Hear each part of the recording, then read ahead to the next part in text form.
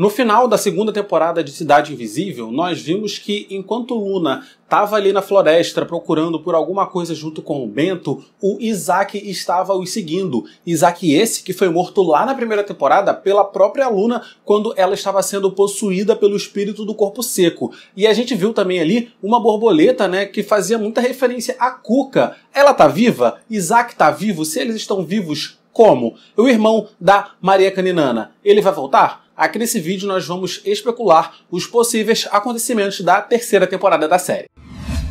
Fala galera, aqui é o Matheus Mendes, sejam muito bem-vindos a mais um vídeo aqui do canal, mais um vídeo pra gente falar de Cidade Invisível. Já saiu aqui no meu canal alguns vídeos comentando a série e eu vou deixar esses vídeos linkados aqui na descrição para você conferir depois, porque aqui nesse a gente vai tentar antecipar os assuntos abordados na terceira temporada com base nessa última ceninha da segunda. Mas se você tá chegando no meu canal através desse vídeo, prazer, aqui a gente fala bastante de séries e filmes, então você pode se inscrever no canal agora se você não tá inscrito, que é para acompanhar meus próximos vídeos, e você pode sempre me seguir no Instagram, que é para acompanhar o conteúdo exclusivo que eu levo para lá, e você ainda fica na minha lista de transmissão de séries e filmes, sabendo, né, de todas as novidades desse universo. Antes de tudo, é bom a gente entender que ainda não existe uma confirmação oficial nem do elenco e nem da Netflix de que a série vai voltar para uma terceira temporada. É tudo muito incerto, vai variar bastante do sucesso de público e de crítica que essa segunda temporada vai ter. Mas como acabou de sair, né, não faz nem uma semana que a série foi lançada, essas informações nós ainda não temos. Entretanto, eles criaram a segunda temporada para fechar muito bem a história caso a série não tenha futuro. A cena da Luna com o Bento ali no finalzinho funciona mais como uma cena pós-créditos,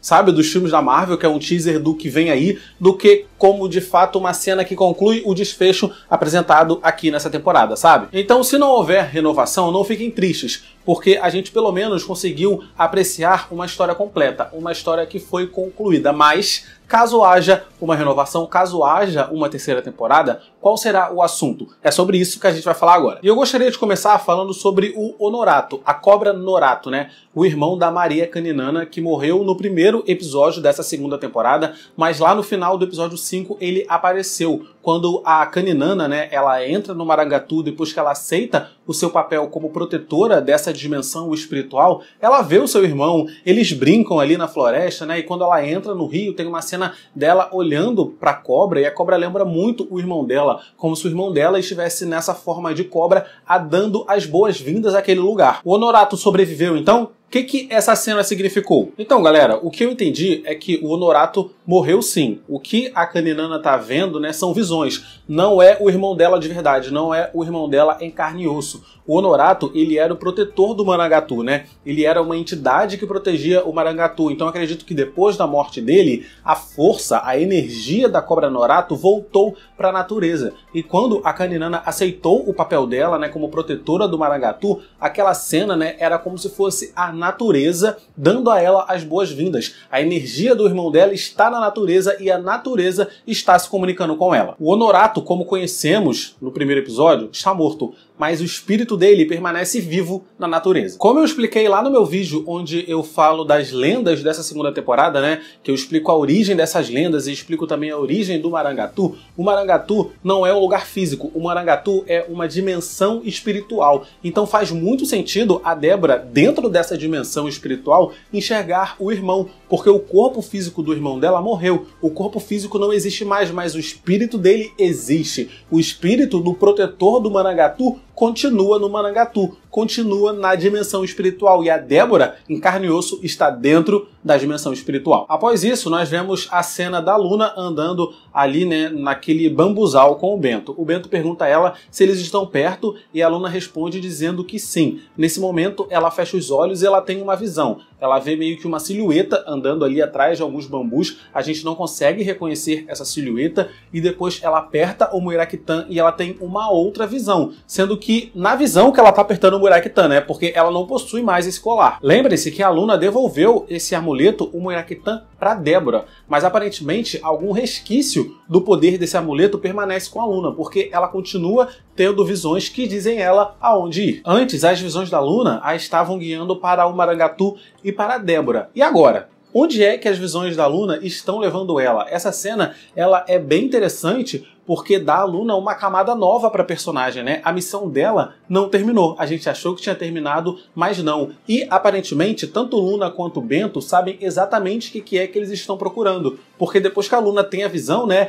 Eles meio que dão um sorrisinho ali, olham meio para trás, continuam andando, e é aí que a gente vê o Isaac. O Isaac é o Saci, né? Saci esse que foi morto na primeira temporada de Cidade Invisível pelo Corpo Seco, quando estava possuindo o corpo da Luna. Na ocasião, o Saci estava tentando defender o Curupira e acabou morrendo no lugar dele. E agora o Isaac está de volta. Nós não sabemos exatamente como ele voltou, mas ele voltou, né? Diferente do Honorato, aqui o Isaac, o Saci não é uma visão. Eles não estão no Marangatu aqui nessa cena. Eles estão em um bambuzal, que segundo a lenda é o lugar onde o Saci mora, né? Dizem que o Saci nasce de dentro de um bambu. Então parece que a Luna foi até aquele lugar para procurar por ele mesmo.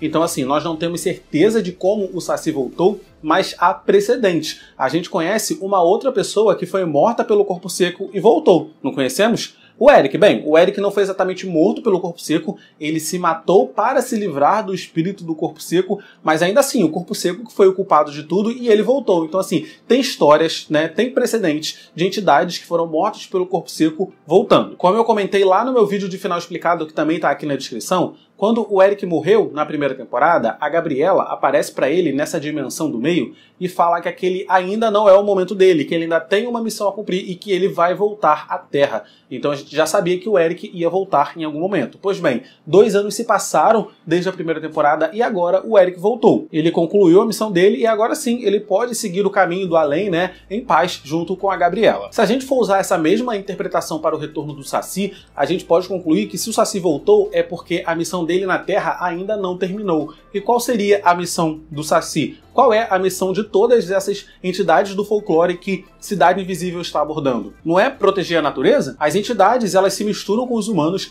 e ficam por muito tempo adormecidas, mas quando elas aceitam o seu papel no grande esquema das coisas, a história começa a se desenrolar. Foi assim lá na primeira temporada com o Curupira e foi assim também com a Débora aqui nessa temporada. Saci é uma entidade do folclore, então a gente pode concluir que ele tem sim alguma missão ainda na Terra, ele ainda tem algum papel a fazer. E se a série for renovada para uma terceira temporada, a gente vai descobrir que missão é essa que a Luna também está envolvida. Por outro lado, nós temos a Cuca, e a situação dela é um pouco diferente da situação do Saci, ao meu ver. Na conversa da Cuca com a Matinta alerta ela que ela é uma entidade de 200 anos, e se o Eric roubar os poderes dela, o corpo dela vai envelhecer e ela irá morrer. Então beleza, vamos calcular aqui. Se a gente está no ano de 2023, 200 anos no passado era o ano de 1823, século XIX ainda. Só que, de acordo com os historiadores, a lenda da Cuca chegou no Brasil muito tempo antes disso. Era uma história que já existia em Portugal